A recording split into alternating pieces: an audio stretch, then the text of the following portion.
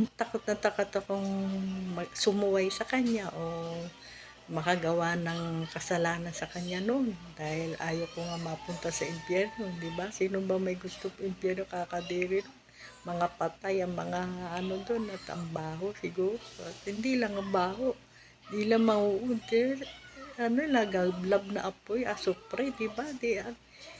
Ang kahirap nun, wala ng kamatayan daw yun, yung buhay sa kabilang buhay. Kaya hindi ba nakakatakot?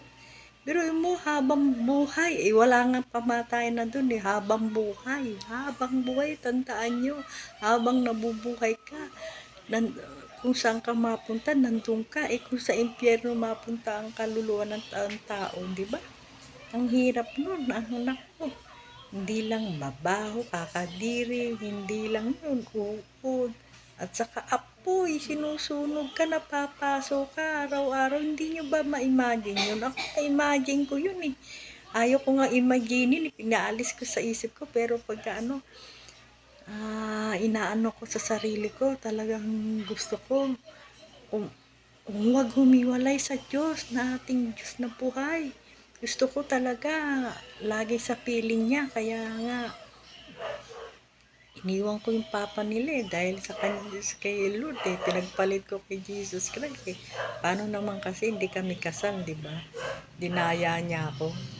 Yung pala may tinatagong sikreto. Kasal pala sa iba. Hindi niya sinabi sa akin. Hindi niya pinagtapat sa akin yung buhay niya. Kaya hindi kami pwede ikasal kasi may buhay yung una niyang kasal, di ba? Kaya ako na ang gumawa ng parami, ako nang tulong kay Lord kahit malilit.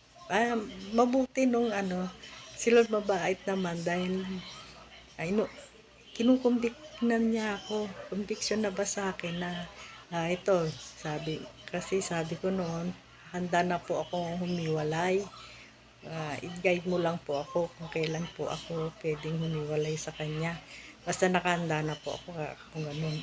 Maliliit pa mga anak ko noon. Nung sinabi ko noon, inaano ko lang yung signal ng Diyos. Nung parang binibigyan niya na ako ng signal. Kasi parang meron ako. Basta maramdaman mo naman pangungusap si Lord sa'yo. Nararamdaman ko na yon na malalaki na mga nagkaapo na pa nga ako, dalawa.